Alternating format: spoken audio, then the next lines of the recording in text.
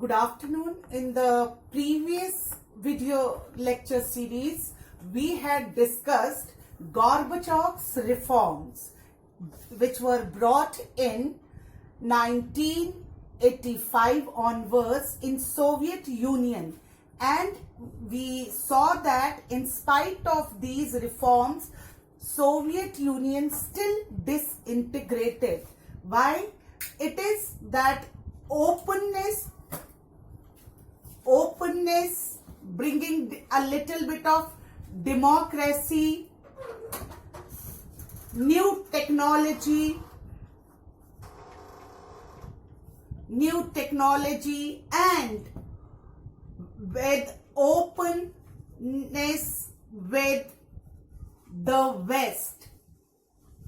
West was thought of as a good tool to improve the Soviet, but at the same time the Eastern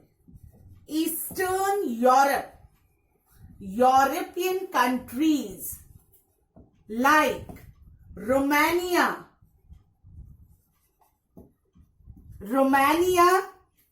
Poland, Hungary, Belgrade,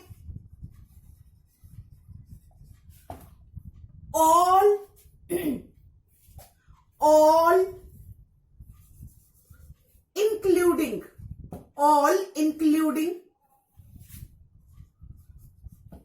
East Germany saw and rejected communist government which the Soviet government was introducing, carrying in their countries all together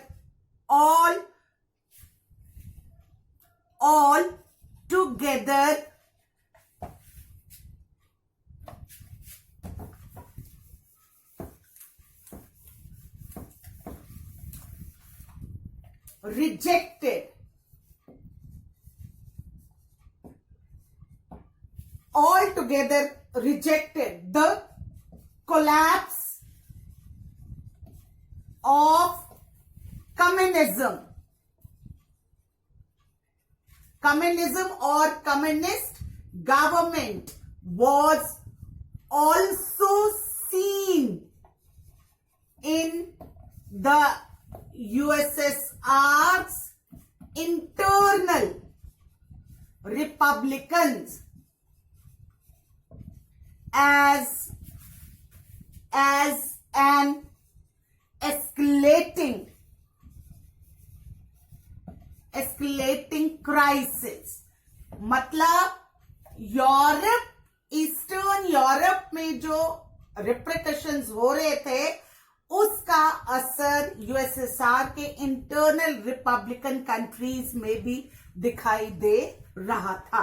So and they also started revolting, raising voice against USSR communist government.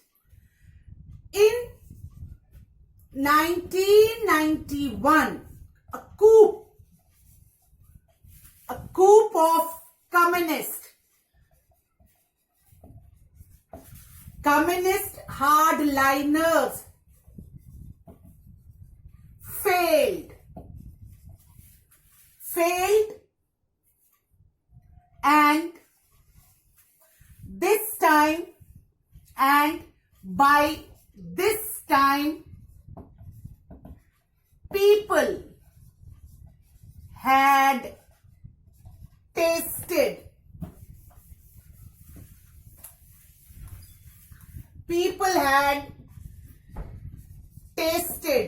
the little freedom. And now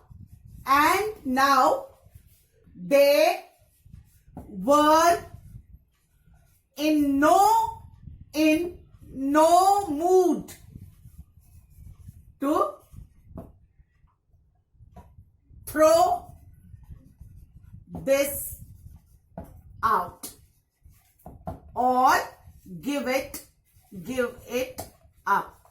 As such, Boris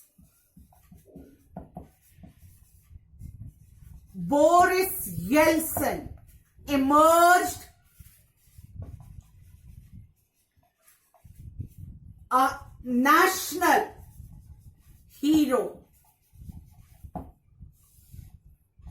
and it resulted in the rise of nationalism.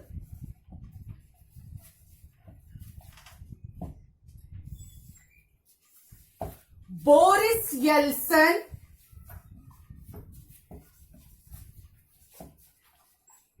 was elected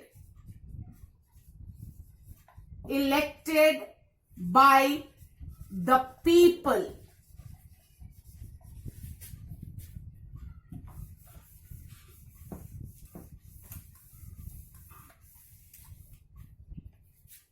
This all happened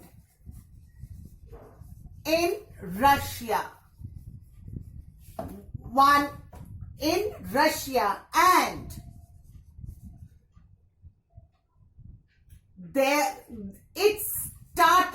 it resulted in the transfer of power from communist to the Republicans. Children, this was the fourth aspect, the fourth point, which is called as rise of nationalism, which resulted in which became one of the important factors in breaking down of Soviet Union. As such, the Central Asian republics, this part, this is called Balkan, this is called Central Asian.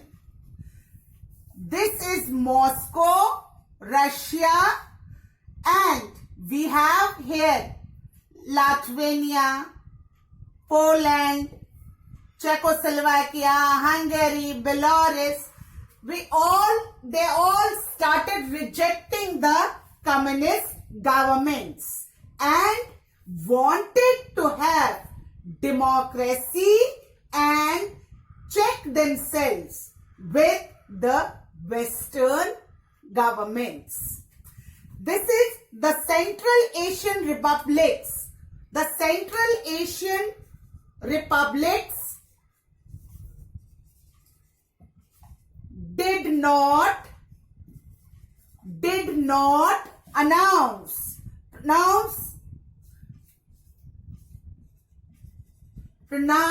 for this independence.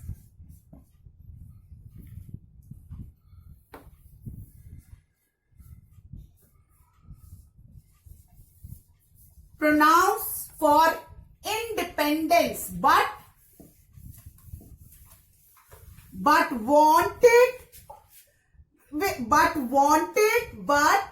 wanted to remain with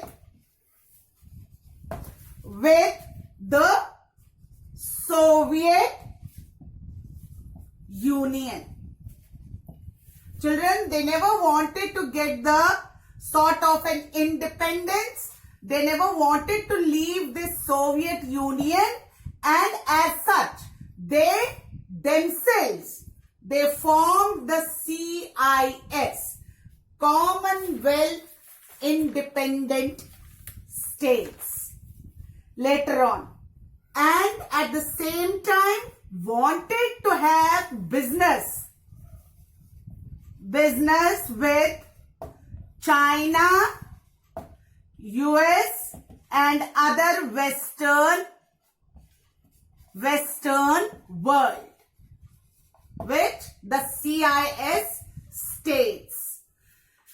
Now, we see from the eastern side there were Romania, Hungary, Poland, as we had discussed earlier, those who sought declared themselves that independence. Soon Russia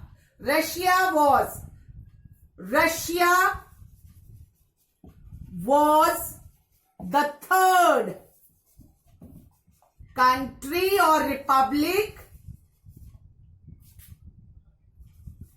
to declare independence.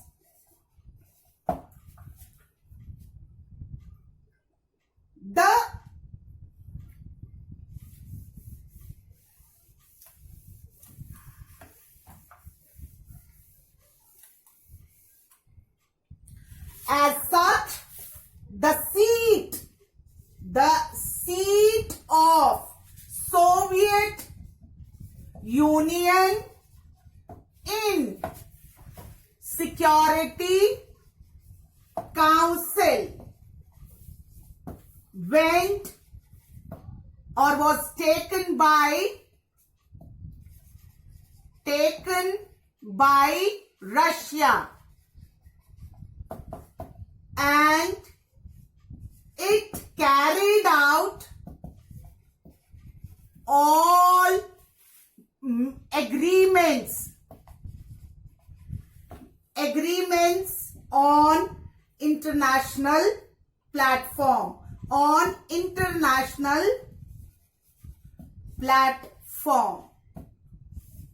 It was given the permanent seat of Soviet Union to Russia was given, and Russia is among the 15. It is the only nuclear country. Now children, this is disintegration of Soviet Union. That what factors led to the disintegration?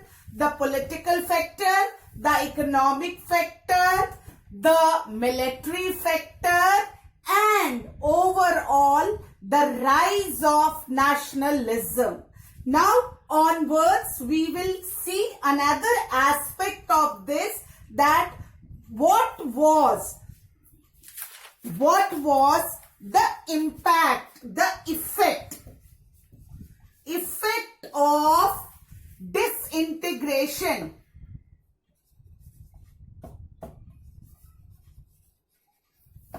on the world.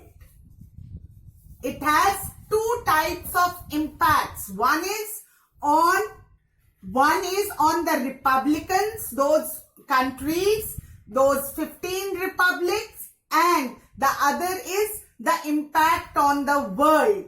What was the impact? Number one, first let us discuss the world. First was with the disintegration of Soviet Union, it became the end of Cold War.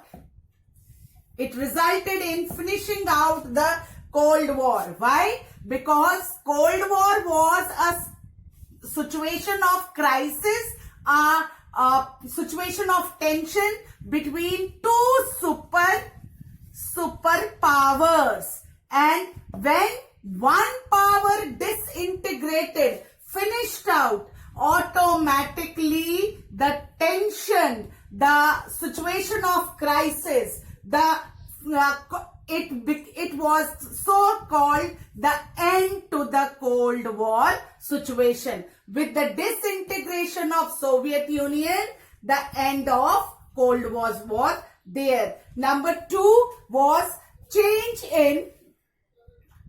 there was a change in the ideology of Republican and the Eastern European countries. What? This means that the countries followed. This means that the countries followed the democracy, liberal democracy and the capitalism. Liberal democracy and capitalism being number 3.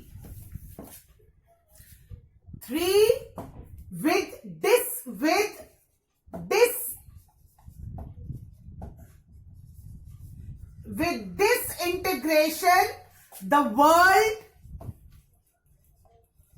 thought that there can be either one unipolar world or it can be a multipolar world. Somehow this multipolar did not come up, but only it resulted. Finally, it